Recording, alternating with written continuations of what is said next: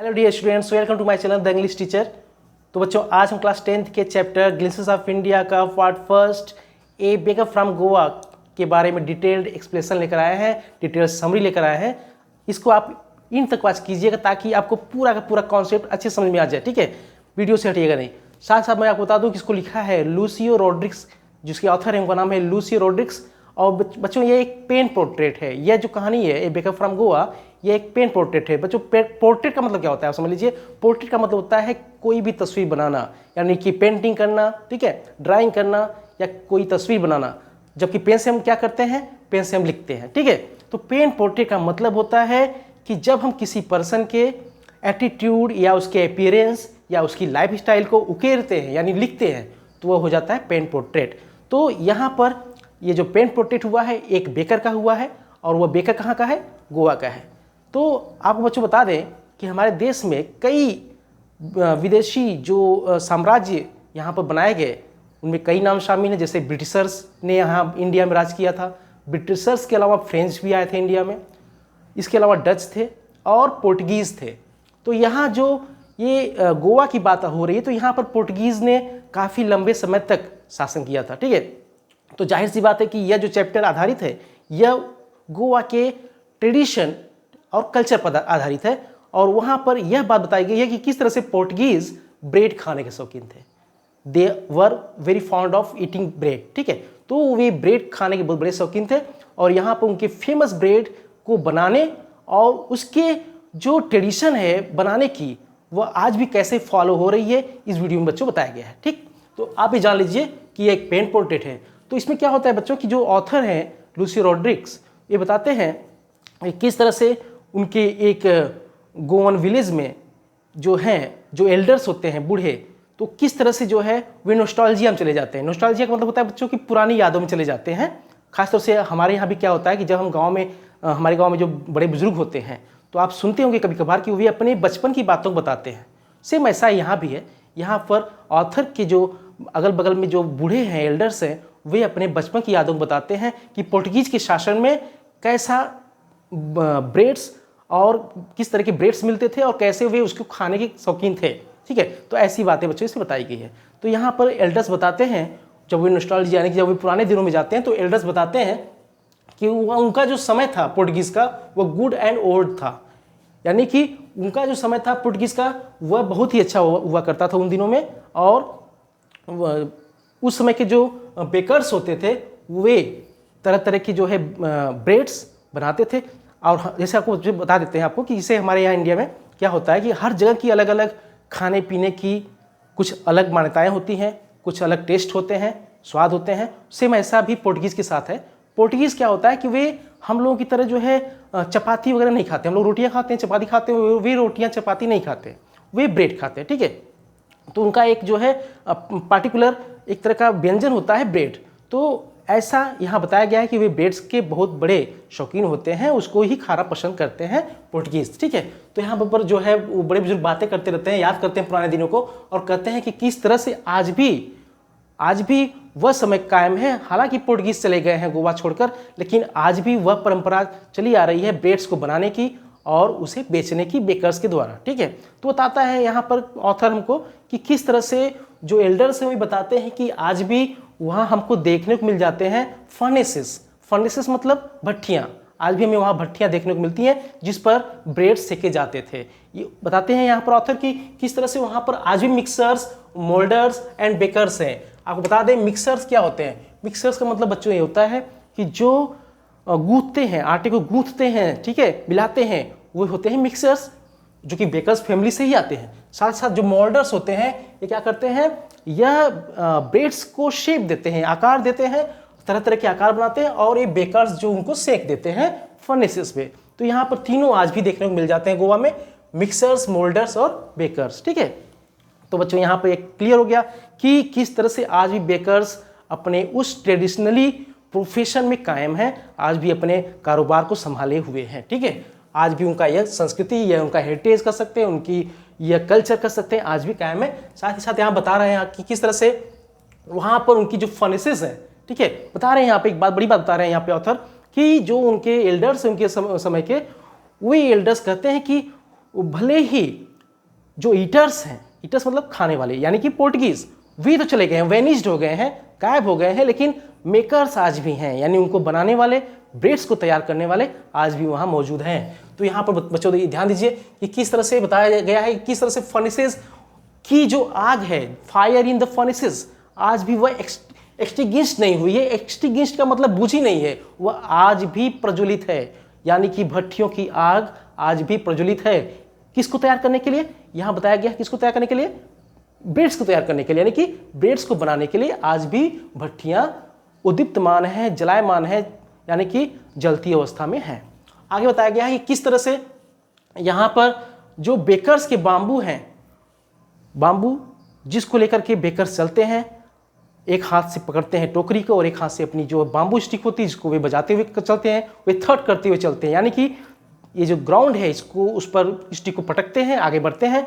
तो किस तरह से उनके बाम्बू स्टिक्स के थर्ड और जिंगल को, जिंगल का मतलब यहाँ पर एक म्यूजिकल टोन से है, यानी कि उनकी संगीतमय जो ध्वनि है चलने की आज भी हमको सुनाई देती है कहीं कहीं पर, कहाँ? गोवन विलेजेस में। तो ये बता रहे हैं ऑथर कि आज भी हम उनको उसको सुन सकते हैं। और इसके साथ साथ बता रहे हैं कि भले ही पेरेंट्स चले गए हों, फादर्स नहीं हो अलाइव, यानी हो सकता है कि पिता जीवित ना हो, लेकिन उनके पुत्र आज भी अपने इस ट्रेडिशनल प्रोफेशन को बरकरार रखे हुए हैं, उसको आज भी चलाते रह रहे हैं और आज भी इसको, अपने पेशे को छोड़े नहीं हैं, आज भी वे ब्रेड्स को सेल करते हैं और बनाते हैं। ठीक, तो बच्चों ये आपको समझ में आ गया होगा। आगे ऑथर बताते हैं कि किस तरह से यहाँ पर जो ऑथर होते थे वे ऑथर के दोस्त होते थे। कौन? बेकर्स। किस तरह से ऑथर के फ्रेंड, कंपेनियन और गाइड होते थे? कब? उनके चाइल्डहुड में, यानी कि जब ऑथर बच्चे थे, बचपना था उनका, तो उस समय में ये बेकर्स उनके एक गाइड भी होते थे और कंपेनियन भी होते थे। ठीक बच्चों, इसमें बताते हैं कि वे जब आते थे उनकी गली मोहल्ले में बेकर्स, तो क्या करते थे, वे दिन में 2 बार आते थे, ट्विस अ डे। तो दिन में 2 बार आते थे, मॉर्निंग में आते थे, तो जब वे आते थे तो सारा बास्केट में अपना सब लाद उद के बढ़िया से भर के आते थे, और फिर वापस जब आते थे तो उनका टाइम होता था वह जब वे पूरा सामान, पूरा ब्रेड बेच करके वापस आते थे खाली टोकरी के साथ, एम्प्टी बास्केट के साथ। तो ये ऑथर बताते हैं कि इस तरह से जो है बेकर्स 2 बार आते थे उनके आसपास, उनके मोहल्ले में, उनके गांव में। ठीक है, तो उनको 2 बार देखता था ऑथर। ठीक, तो बताते हैं ऑथर कि किस तरह से जब वे सोए रहते थे तो सुबह की उनकी थर्ड एंड जिंगल की आवाज़ आती थी उसके कानों में, बेकर्स की। तो जब उनके बाम्बू स्टिक की आवाज़ सुनाई पड़ती थी और थर्ड एंड जिंगल, उनके सुरीले और मीठे ध्वनि उनके कानों में, ऑथर के कानों में पड़ता था, तो वे उड़ जाते थे नींद से। ठीक है, और नींद से उठने के बाद क्या करते थे, वे दौड़ पड़ते थे उससे मिलने के लिए, बेकर से मिलने के लिए और उसको ग्रीट करने के लिए। ठीक है, तो ग्रीट करेंगे तो क्या यह दौड़ना, या पूछा गया है कि क्या, ऑथर खुद कहता है कि क्या यह दौड़ना या उसको ग्रीट करना, क्या वह लोब्स ऑफ द ब्रेड के लिए था, क्या ब्रेड लेने के लिए था? कहते नहीं, हम लोग ब्रेड के लोब्स लेने के लिए वहां पर नहीं दौड़ते थे उसके पास, बेकर के पास। एक्चुअली क्या होता था बच्चों, यहाँ बताया गया है, ऑथर कहता भी है कि हम लोग लोब्स ऑफ द ब्रेड के लिए नहीं दौड़ते थे, हम तो दौड़ते थे एक विशेष प्रकार के ब्रेड के लिए। उसका नाम यहाँ पर ऑथर ने बताया है कि यह होता था ब्रेड बैंगल। ठीक है, क्या होता था? Bread bangle. ऐसा, बैंगल का मतलब चूड़ी होती है, बैंगल मीन्स क्या होता है? चूड़ी। तो बैंगल के साइज का, बैंगल के शेप का एक ब्रेड होता था जो कि बहुत ही स्वीट होता था। क्या होता था वह? स्वीट, मीठी ब्रेड कह सकते हैं उसको, जो कि बैंगल के साइज का होता था, बैंगल के शेप का होता था। तो इस तरह से वे जो दौड़ते थे बच्चे, इसको पाने के लिए दौड़ते थे, न कि लोब्स ऑफ ब्रेड, यानी ब्रेड लेने के लिए नहीं दौड़ते थे, क्योंकि ब्रेड की जो लोब्स होते थे उनको तो इनके जो फैमिली के सर्वेंट्स, मेड सर्वेंट्स होते थे, वे लेने जाते थे। ठीक है, उसको वे पकड़ते थे, वे लेते थे उसको, वे लाते थे घर में, लेकिन इनका काम था बस उसी ब्रेड बैंगल को लेने जाना। ठीक है, इसलिए ये खूब, मतलब सुबह उसकी धुन सुनते थे बाम्बू स्टिक की और दौड़ पड़ते थे लेने के लिए अपने ब्रेड बैंगल्स को। ठीक, तो ये यहाँ पे बच्चों ये बात बताई गई है। इसके बाद बताते हैं कि किस तरह से उनकी म्यूजिकल एंट्री होती थी ऑन द सीन, यानी बताते हैं यहाँ पर ऑथर किस तरह से जब सीन शुरू होता था तो किस तरह से उसके बाम्बू स्टिक की आवाज़ आती थी, और वो आवाज़ कैसी होती थी, यहाँ पर उनको सुनाई पड़ती थी झंग झंग की। ठीक है, जब जो बेकर होता था वो अपने एक हाथ से क्या करता था, पकड़े रहता था किसको, अपनी टोकरी को, और दूसरा हाथ बच्चों क्या करता था, दूसरे हाथ से वह अपने बाम्बू स्टाफ को नीचे पटकता था ग्राउंड पे। ठीक है, तो जब वो ग्राउंड में पटकता था, थर्ड करता था, तो उससे एक आवाज़ आती थी। वो आवाज़ का जो टोन है, जो उसकी ध्वनि है, यही होती थी झंग झंग। क्या? झंग झंग, इस तरह की ध्वनि आती थी और यह सुनना इस लेखक को बड़ा ही पसंद था। ठीक, तो यहाँ पर बताया गया है, तो बताता है कि वह जब हम ध्वनि सुनते थे तो तेजी से दौड़ते थे और उसको सुनने के बाद हम दौड़ पड़ते थे। और बताते हैं कि किस तरह से उनके जो फैमिली मेंबर्स होते थे इनको पुश करते थे साइड और माइल्ड रिब्यूक करते थे, मतलब थोड़ी सी हल्की सी मीठी सी डांट सुनाते थे कि नहीं जाना है, ठीक है। और अपने सर्वेंट से वे लोज ऑफ ब्रेड मंगवाते थे और इनको जो है जाने से मना करते थे। किसके पास? बेकर के पास। लेकिन फिर भी ये लोग हिम्मत नहीं हारते थे, ये कहते थे कि हम लोग जो है इसकी परवाह नहीं करते थे कि हमें कोई रोक रहा है, टुक रहा है। ये क्या करते थे कि बेंच पे खड़े हो जाते थे। किस पे? बेंच पे, और झांकते थे उसकी टोकरी में। बताते हैं कि उसकी जो टोकरी थी उसमें जो ब्रेड्स, लोब्स ऑफ ब्रेड होते थे, उसकी जो फ्रेग्रेंस है आज भी इनको याद है, उसकी जो महक है वो इनको आज भी याद आती है ब्रेड्स की। तो बताते हैं कि हम लोग जो है इस तरह से उसमें ताक झाँक करते थे। आगे बताते हैं कि किस तरह से जो है शादी के समारोह में क्या होता है, मैरिज जब कहीं होती है तो सब लोग गिफ्ट देते हैं, ठीक है। बताते हैं कि गिफ्ट में अगर मान लीजिए कि आपने एक विशेष प्रकार का स्वीट ब्रेड नहीं दिया एज गिफ्ट, तो आपकी सारी गिफ्ट जो होगी मीनिंगलेस होगी, यानी कि महत्वहीन हो जाएगी, वह अर्थहीन हो जाएगी, क्योंकि उसको कोई गिफ्ट नहीं समझा जाएगा, ऐसा कहते हैं। और इस विशेष प्रकार का जो ये ब्रेड, स्वीट ब्रेड होता है, इसका नाम इन्होंने बताया क्या है? बोल, ठीक है। यहाँ देखिए, आप देख सकते हैं बोल नाम का एक स्वीट ब्रेड होता है। जब कोई शादी में गिफ्ट कोई करता है तो यह जरूर देता है इनके यहाँ, तो इसको बोल कहा गया है as at the marriage function, ठीक है, शादी के समारोह में। इसके अलावा बताते हैं कि जब कोई किसी लड़की की सगाई होती है, इंगेजमेंट होती है, तो उसकी जो माँ होती है वो प्रिपेयर करती है सैंडविच को, ठीक है, और यह एक तरह से मस्ट है। आगे बताते हैं कि केक्स एंड बोलिनहास जो एक विशेष प्रकार के ब्रेड्स होते हैं, ये जो विशेष प्रकार के ब्रेड्स हैं यह क्रिसमस के मौके पर मस्ट हैं और अन्य त्योहारों पर भी। कहाँ? गोवा के इन विलेजेस में इनकी इस विशेष प्रकार के जो ब्रेड्स का नाम हमने यहाँ पर लिया है, कौन कौन से हैं वो? बोल, सैंडविचेस, केक्स एंड बोलिनहास। तो ये जो ब्रेड्स होते हैं इनकी एक ये विशेष श्रृंखलाएं होती हैं, तो इसको जो है अगर आपने यूज़ नहीं किया, इसको आपने कंज्यूम नहीं किया, तो आपकी पार्टी, कोई भी पार्टी हो, कोई भी फंक्शन हो, वह अधूरी समझी जाएगी, ठीक है बच्चों। तो इस तरह से यह बातें होती हैं त्योहारों पर और किसी ओकेजन पर। आगे बताते हैं कि किस तरह से इस प्रकार अगर देखा जाए तो जो विशेष प्रकार के ब्रेड्स होते हैं, तो अगर यहाँ पर फर्नेसेस उनकी न होती, यानी कि बेकर्स न होते या उनकी फर्नेसेस नहीं होती, तो इस सारे प्रकार के ब्रेड्स उनको तैयार नहीं मिलते। इसका मतलब यह हुआ कि उनके लिए इंपॉर्टेंस बेकर्स का भी है और उनके बनाए गए ब्रेड्स का भी है। अगर ये बेकर्स और ब्रेड्स नहीं होंगे तो सारी चीज़ व्यर्थ हो जाएगी इनके ट्रेडिशन में, इनके कल्चर में, ठीक है बच्चों। आगे चलते देखते हैं। इसके बाद देखिए यहाँ बताया गया है किस प्रकार से वे जो डेज थे, वे जो अच्छे दिन थे बेकर्स के, उसमें इनकी जो विशेष पोशाक होती थी पोर्टुगीज के शासन में, पोर्टुगीज के ज़माने में, तो कैसे कपड़े पहनते थे ये बेकर्स।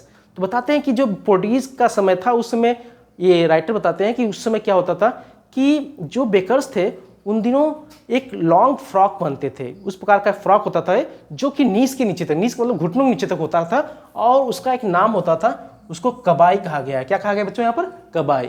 तो कबाई नाम का एक लॉन्ग फ्रॉक होता था जो वे घुटने के नीचे तक पहनते थे। और अब आगे बताते हैं कि इनके बचपन में, in the childhood of the author, बताते हैं कि मेरे बचपन क्या होता था कि जब मैंने देखना शुरू किया इन बेकर्स को, तो ये शर्ट पहनते थे और एक हाफ पैंट पहनते थे, और वो एंकल से थोड़ा सा ऊपर और नीज यानी कि घुटनों के थोड़ा सा नीचे तक होता था वो हाफ पैंट। आगे बताते हैं कि हमारे समय में अगर आज भी वहाँ पर कोई गोवा में ऐसे विलेजेस में कोई आज भी ऐसा कोई पहना हुआ मिल जाता है व्यक्ति जो हाफ पैंट पहने और शर्ट पहने, तो आज भी हम उसको पेडर समझते हैं। पेडर मतलब समझ रहे ना यहाँ पे? पेडर यानी बेकर। यहाँ पे एक नाम लिया गया है पेडर का।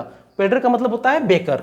In the Goan society, Goan village society, उसको पेडर कहा गया है। तो कहते हैं कि आज भी अगर कोई मिल जाता है हाफ पैंट पहनने वाला तो हम उसको पेडर ही समझते हैं, यानी कि बेकर समझते हैं उसको।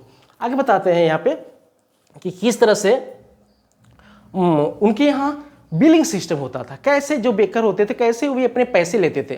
बताते हैं कि जो बेकर्स होते थे वे महीने के in the end of the month, वे महीने के अंतिम समय में यानी कि महीने के लास्ट में वे अपना पैसा लेते थे, ठीक है। और इसको लेने की तरकीब भी अलग थी, यानी कि वे इसको कैसे सिस्टमेटिक ढंग से रिकॉर्ड करते थे, बताया गया है यहाँ पे। वे बताते हैं कि वे जो होते थे वे एक पेपर पे घर के बाहर वॉल पर चिपका देते थे पेपर, और उस पर पेंसिल से टिक करते जाते थे, ठीक है। तो इस तरह से दिन का पूरा ब्यौरा और ब्रेड्स की क्वांटिटी को वे लिखते थे, और इस तरह से वे in the end of the month वे अपना पैसा लेते थे। तो ये थी उनकी बिलिंग सिस्टम। इसके बताते हैं कि किस तरह से आगे बताते हैं कि किस तरह से यह उनके लिए एक प्रॉफिटेबल बिजनेस हुआ करता था बेकर्स के लिए। कहते हैं आज भी बेकर्स के लिए यह एक प्रॉफिटेबल बिजनेस बन चुका है। कैसे बच्चों?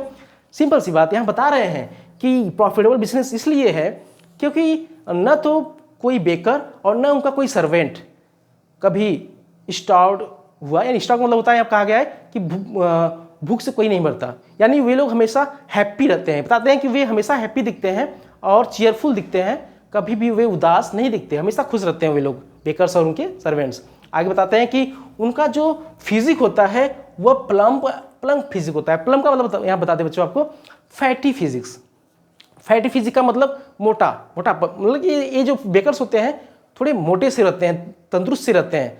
तो अगर आप वहाँ पर देखें, कोई भी आज भी वहाँ बताते हैं कि आज भी अगर कोई वहाँ पर जैकफ्रूट साइज का या जैकफ्रूट जैसे दिखने वाले कोई व्यक्ति को अगर आप वहाँ देखते हैं तो वो समझ लीजिए कि कोई बेकर्स के कम्युनिटी से है, यानी वह जो वर्ग होगा वह बेकर का वर्ग होगा, वह जो समाज होगा वह बेकर का समाज होगा।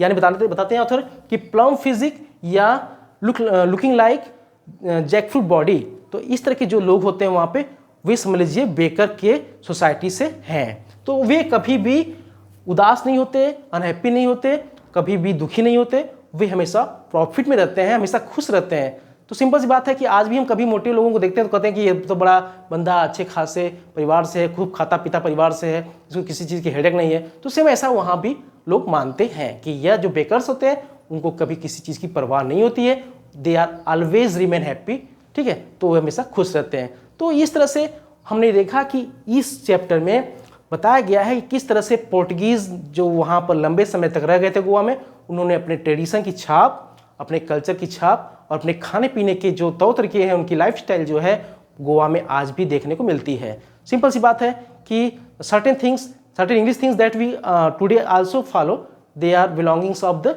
English culture. तो ऐसा सेम वहाँ भी हुआ है बच्चों, ठीक है। तो आशा है आपको यह चैप्टर अच्छे समझ में आ गया होगा, और जल्द ही मिलते हैं इसके पार्ट 2 को लेकर के। Till then bye bye and take care.